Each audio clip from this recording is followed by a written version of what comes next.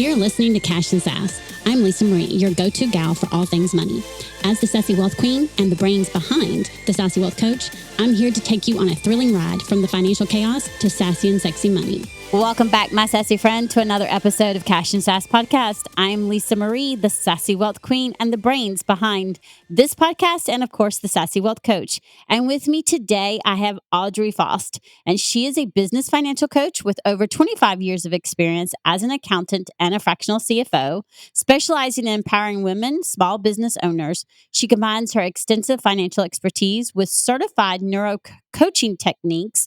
I'm interested in that, by the way. I meant to ask that to help women entrepreneurs refine their mindset and up-level their finances for sustainable, profitable growth.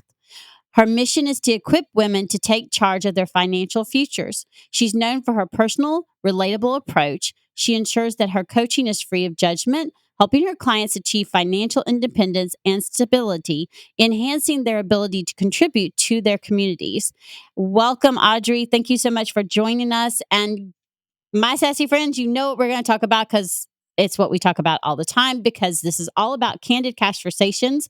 And today we're going to just dive deep into those subconscious secrets that hold so many entrepreneurs back. Because as you know, I am big on the money mindset and the money management going hand in hand. And my dear friend now, Audrey, has said the same thing when I was reading the stuff. And I was like, oh, she's my sister. Not Well, many you people definitely will, right? Not many people will actually say that they go hand in hand. And I believe they do. I say I'll repeat it until the day I die. So we're just going to dive in. Audrey, can you give us a little bit of background of how did you? I want to know your journey with money and the money mindset, because we all have it, and I love for my listeners to realize that one, they're not alone, right? And then we're just going to dive deep into those subconscious secrets. thank you, Lisa. Thanks for having me here. I'm excited to be here and talk with a fellow person that is all about the mindset and the actual financial strategy that go together. So, my journey is I would notice a lot of entrepreneurs and business owners as I was doing my CFO work. I would notice this mindset of how different ones acted differently about money, towards building their business, their wealth. And I was fascinated by this, and would see it holding them back in so many ways. Um, and I stumbled across the neuro coaching certification, which was all around your subconscious beliefs. And I said, sign me up. Yes, please. And I knew I could use it to help with the money mindset that my clients struggle with. Um, so, and it does dramatically, because you can't, as you probably know, you can have as much strategy in the world, but if you have something in your mindset blocking you, it's going to be like you're on a stationary bike and not going anywhere. So, Yeah, very much so. I mean, I call it the never-ending hamster wheel. yeah. You're on this hamster wheel, and you just literally hamster wheel keeps going, and it's like you don't even know how to get off. Um, so let's talk about these subconscious beliefs, right?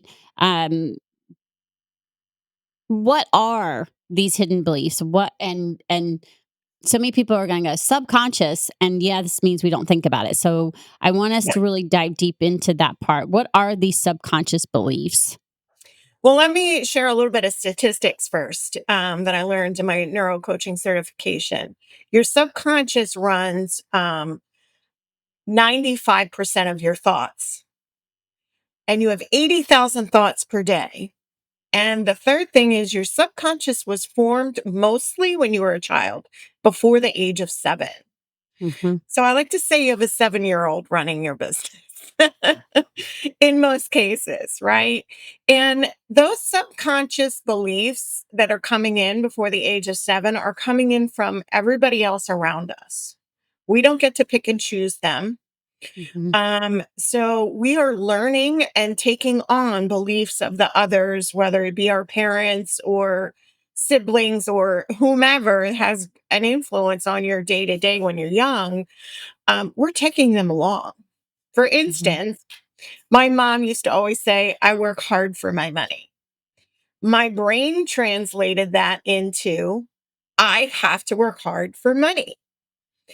So that was one I had to change and transform because I was working myself to death. I was a workaholic. I was, always working and felt like I was on that hamster wheel and not getting anywhere. Yeah. And can you explain what Mhm. some of those beliefs are? Like, I know, um, how I've explained it is, let me think. Money doesn't grow on trees, Mhm. and what these subconscious things are is just the things that we've entailed by the time that, like, we're the age of 7, right? You said before, by the time we're the age of 7, Right. and what we don't realize is sometimes it goes even further and generations back. Like the Of research course. that I've done, the trainings I've done, it can go literally 7 years or seven, not 7 years. Oh my gosh, 7 generations back. Just like with everything else, right? And one of the things that I think is important is for us to realize that the first thing is to realize what these beliefs are. Hmm. Yeah. You can't change them until you know what they are. You got to identify them first, right? And so, and I'm big on my listeners being able to get different aspects of how they can do that. Because, like I tell people, yes, I'm a fractional CFO and I'm a wealth mentor, and I'm not the only one out there, and my way isn't the only way, or, you know, that. I know that. And there's billions and billions of people out here. And I want them to realize that if one way doesn't work, that doesn't mean there isn't another way. So, would you go into explain how you would walk someone through, like, what would you tell them on how to figure out, okay, what their current belief is so that they can actually start pivoting those? Sure. Absolutely. Well, I have 5 questions that I ask right off the bat. And you can actually, in the free PDF that I'm offering for your listeners, the 12 Secrets from an Expert CFO, there is a link to a recording that asks you all 5 questions. And you have to answer them, the first answer that comes to your mind, because that's your subconscious. So, your when you start thinking about it, then your conscious is kicking in. So that's a quick, fast, easy way that I help my clients identify any money mindset is by asking these 5 questions. I kind of shared one with you already.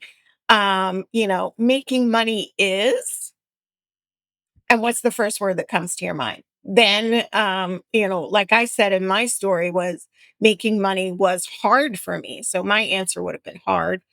Many, many entrepreneurs, their answer is hard. It's one of the most common answers I get, unless you've actually done some work or you Hmm. have a different mind. You were grown up around a different money mindset that it Right, right. wasn't hard. Your parents weren't saying, I work hard for my money like mine were.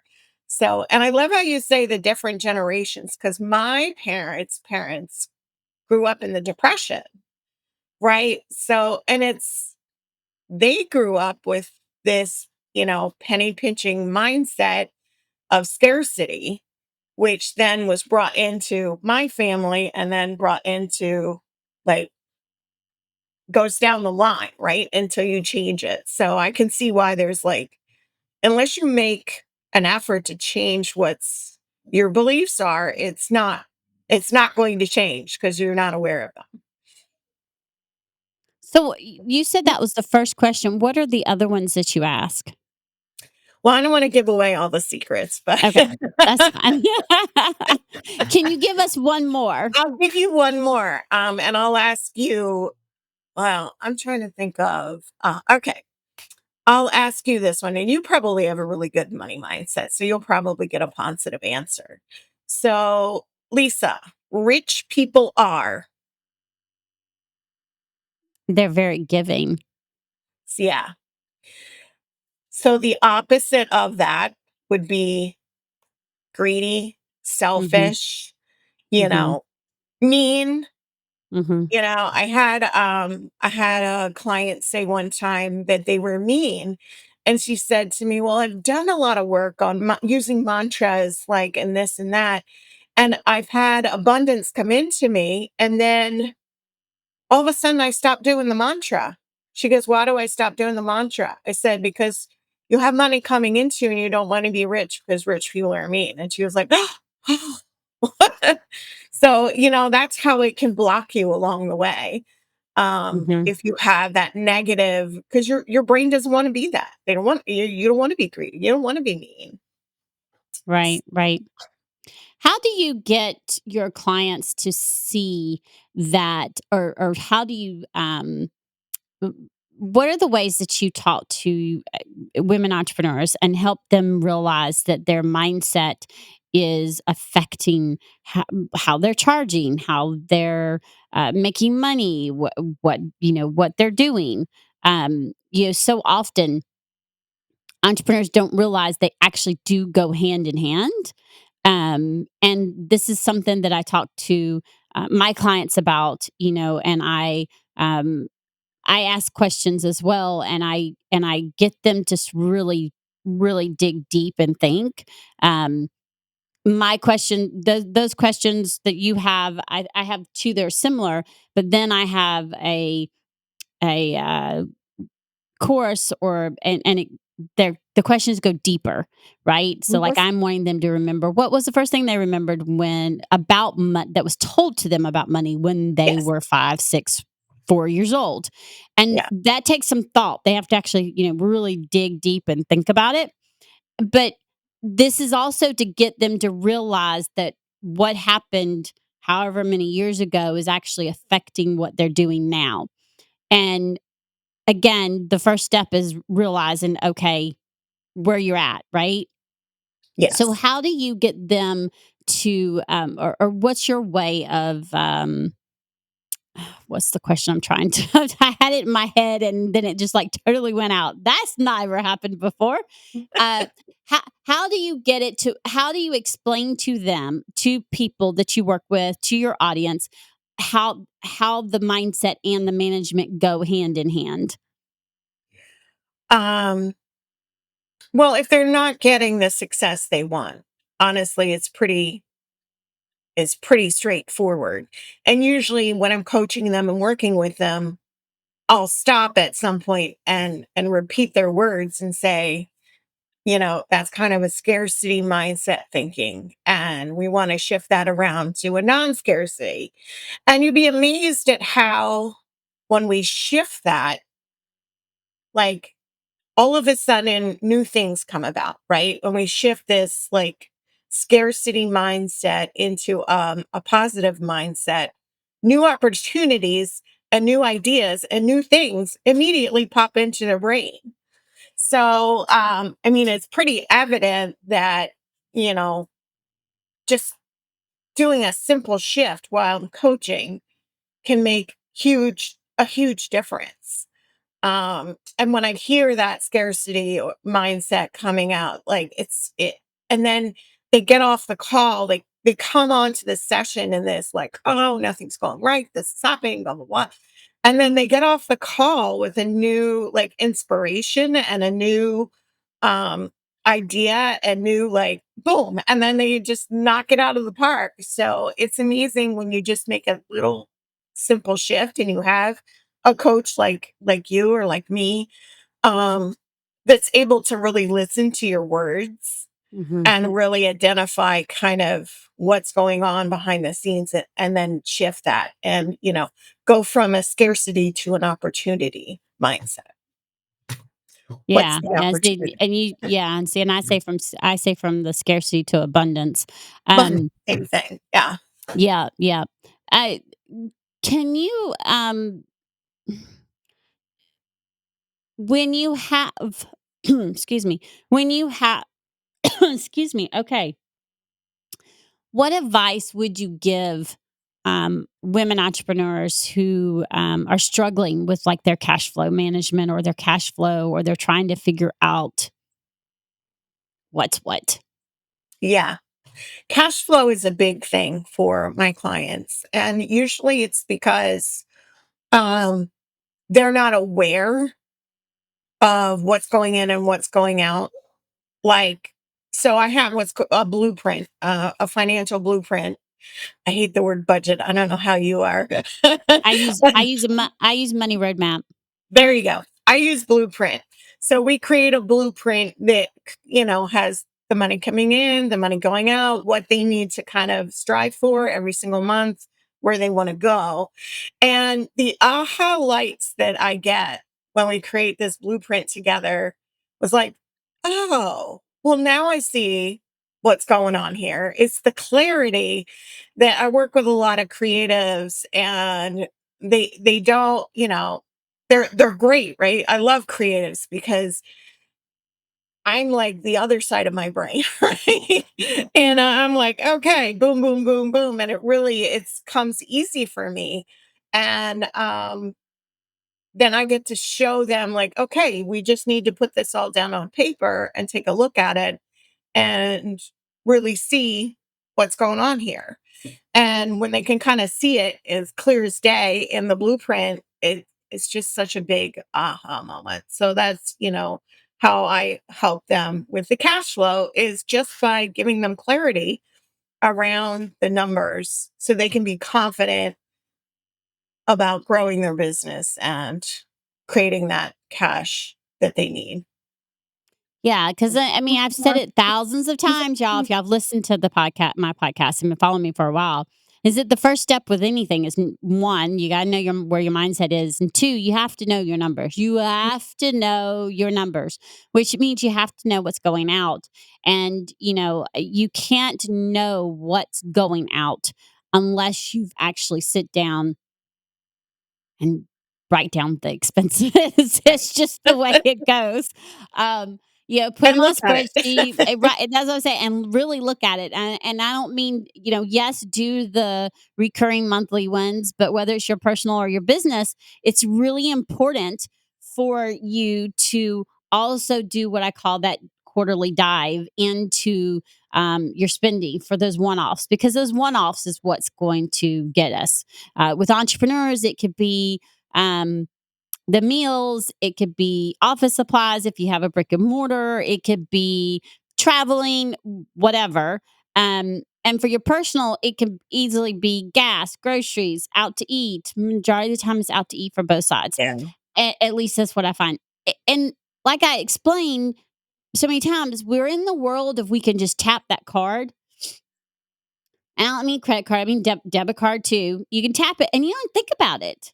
Right. And what happens is it just starts adding up. And I call them money leaks, profit leaks, money leaks. Yeah. And that's just one of the ones that's a profit leak. And that's normally one of the first ways that you're able to fix a profit leak. Like people are so often will ask me, okay, what's the first step I can do to fix a profit leak if I'm not ready to work with you or with another coach?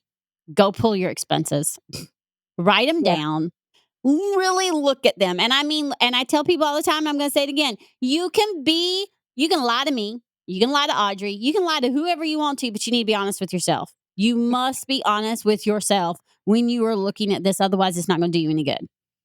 Yeah. Look at It's them and do that audit, right? And then look at it and say, oh, okay, is this really what I want to be spending? And if it's not, then you tweak it, make your change, because that's where one of your profit leaks could be, one of your money leaks could be. And that's the quickest way to at least fix one until to get you started in the right direction.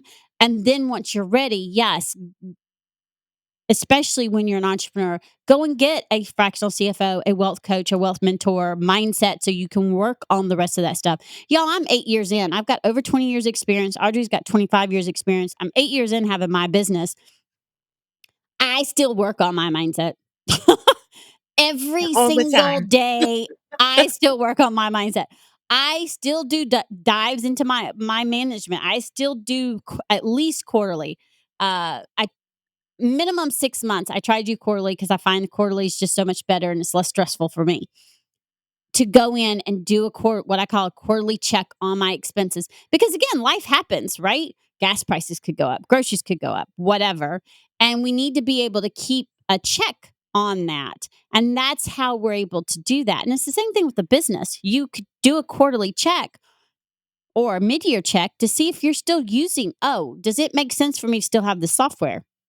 No, not really. Okay, well then let's cancel it so that it doesn't renew if it's yearly when it's time. Is there something, am I using all of these still? Or is there something I could combine them with? I have a client that we were able to find a software that we were able to combine three of the softwares that she had into one and ended up saving her like $30 a month Yeah. because so there's just, and it may not have been available when she had those first three, and it's available now. That's the reason why I say do a check because y'all, they're coming up with softwares all the time. And you never know if there might be another way to help you with your costs and with those profits and help with those numbers. And I'm sure you do something similar, right? Because you're looking at all the entire aspect of their money, what goes in and what comes out. I have a little fun exercise that I do in one of my free master classes. It's called Plug the Leaks. So it's kind of funny that you use that term too. So we literally take 5 minutes during the master class and I have them go check their credit card as far back as they can go in 5 minutes and just to see if they can find anything that shouldn't be on there. And almost every time in 5 minutes, almost every time somebody comes back with at least one thing that they found on their credit card, on their business credit card or personal. I don't, let them choose. They always come back with one thing that they need to make a call on tomorrow. It's or the next day. So it only takes a couple of minutes. So and that's I love doing that exercise. It's a lot of fun. If you just take 5 minutes out and go back, and usually you can get back like 3 months in like 5 minutes, just kind of scanning through and seeing what's on there. So Yeah, and it shows you how quickly you can find at least something. And then if you take the time to actually divide it up and really look at it, I say about 20 minutes, pulling this through 4 months, you really find out, oh, wait, I spent this much money on food. Do I really want to spend this much money on food each month? Or I spent this much money on Starbucks. Do I really want to spend this? And that's what I ask because I work with my clients because I say that being wealthy is great, but if it's not aligned with your values, your goals, and your desires, then nothing that you do to plug those leaks is going to work anyway. Because if it's not aligned, it doesn't mean anything. If we make it too restrictive, it's not going to yeah, work. And so what I tell people all the time is when you're looking at your amount, is it aligned with your values and your goals and your desires? And, for example, I'm just using the number, okay? I'm not saying anybody spends $500 a month in Starbucks. There are some people who spend about three, I think. But if you spend, we'll just do $300 a month in Starbucks, is that aligned with your values and your goals? Majority of the time, people come back and go, holy crap, I did not realize I was spending that much money. And no, it's not aligned. Okay, well, then let's look at how often you go. I go six yeah, days a week. Okay, well, can we cut that back to 4 days? And I actually do the math with them and say, this is approximately how much you'll save each week. Therefore, you'd be spending this each month instead of this. And they're able to look and say, oh, okay, yes, I can do that. And then we take that money that they're going to save and we're going to actually allocate it where they want. So we'll say, okay, what is some of the goals you have? Let's allocate this money there. Because then their brain goes, oh, this money is going here. This is how much I'm allocating to Starbucks or out to eat or whatever. Again, it's making you empowered and it's putting you in control. And for me, that was life changing, um, because I don't like chaos. Imagine that. I grew up in chaos, right? I grew up in all types of chaos, and my money, even as an adult, and later having kids, it was full of chaos. So being able to go head first into this rabbit hole of money mindset and figuring out how it was all connected was the answer for me, because I was able to take my control back and limit the amount of chaos. And there are some things that are out of our control, right? There are some things with life that life happens and it's going to cause you to spend money. But your vehicle could break down, your children get sick, whatever. There are things, those are things out of your control. However, if you're empowered with your money and you're doing the things that me and Audrey are talking about, you're going to feel more in control and more empowered to be able to handle those hiccups, curveballs that life throws your way. Absolutely. Yeah. Yeah. I have one last question. What advice, if you have an entrepreneur who's feeling overwhelmed by the idea of their mindset, and then Lord and behold, you're wanting them to go and look at their expenses, what advice would you give them? What would you tell them, um, to help them at least get started? Well, the thing I come across with, especially like newer entrepreneurs or business owners, is commingling of their personal and their business. So one of the first things I say, you need to separate that for a couple of reasons. One is, if you have an LLC, the reason you have an LLC is to keep your business and personal. Um, you're somebody not being able to get to your personal assets. If you commingle them in your business, let's say you pay your car payment out of your business and it's your personal car or whatever, like any of that then can now be a business asset, and you're not really protecting your personal assets. Like the reason you set up the LLC in the first place. The other, it just makes it so much easier, right? If you have a business credit card, a business checking account, and you keep it separate, even if you're not using a software, um, come the end of the year, it's all right there. All your business income is coming into that checking account. All your expenses are coming out of that checking account or on that credit card. And it really makes your life so much simpler. You can have as many checking accounts and credit cards as you want. So keeping it separate like that is so much more beneficial. And having a business credit card is also going to enable you to start building your business credit, which is important Yeah. too. Yeah. Yeah. And I will say that if you're, maybe you're at the point where you can't get a business credit card, because like I know when I first started my business, I couldn't get one. What I did is I did, however, have uh 2 personal ones. Yeah. One I didn't really use, so I made it my business. And you're like, Yeah. "Huh?" It's still in my personal name, but I used it just for business. I didn't Yes. charge business and personal on it. So I literally, y'all gonna laugh at me, but in my wallet, okay, because I still use that one for business, even though I have a business card, so that I have two. So in my wallet, the left side is my business credit cards, debit cards, stuff, and on the right side is my personal. So even though that one's in my personal Yeah. name, it's on the left side of the wallet. So my brain knows that's for business only, and then it's synced to my software, and I don't charge any personal on it. And then the same thing as this side is the personal, so I know that's what I use for my personal stuff. I don't put anything for the business on there. And then that way, it also helps me not have accidents of pulling the wrong card, I which have to has laugh has besides has the same happened. thing. I have my cards the two separate Is that sides of why my you're wallet. laughing? Is that literally you open up my wallet and it literally? I don't know if I'm doing it the right way. So the left side is one and the right side is the other. And I'm looking at it, I'm thinking about it. And yes, it's the right side is personal because that's where my license is. And then the left side is my business. It's my Office Depot credit card. It's those things. And once you're able to build your business credit, so one of the fastest ways I did it is I think after 2 years in, Office Depot gave me my business and Office Depot credit card, and it was a really small line. I think like $800. Okay, I didn't need a lot. I'm an LLC, but it's me, right? And I mean, I have a team of people working with me, but they're not employees. So that was help build it. Now I'm 8 years in, I have a business line of credit. I also have a business credit card in my name. So it's just like with your personal, it's a slower process. And you're like, oh Lisa, why you have all this stuff? The debt's bad. No, and Lord and behold, it is not.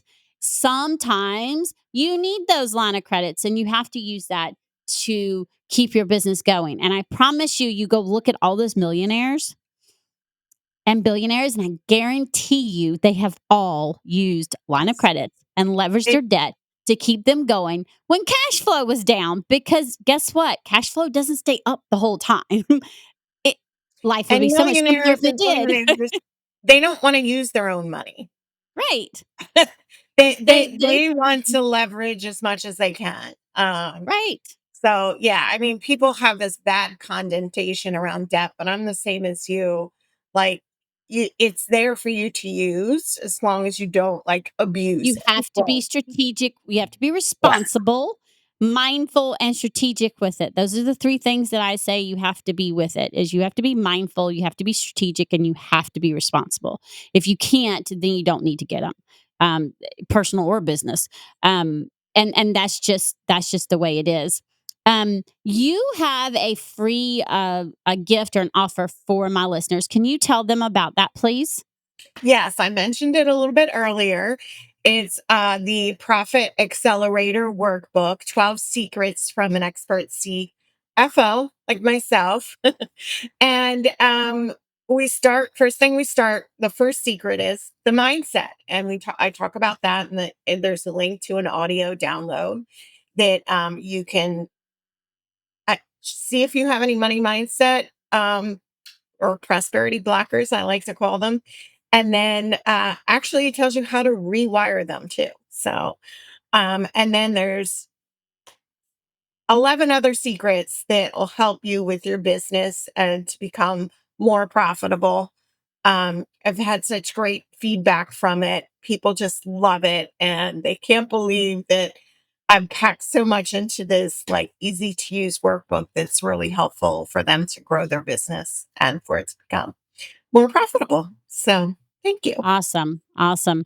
Them I hope y'all go and jump in on that. I'm big on businesses being profitable and making sure that it's aligned with your values and your goals and your desires. Um, and remember, yes, if you're making six figures, okay, you could be rich and you could still be broke.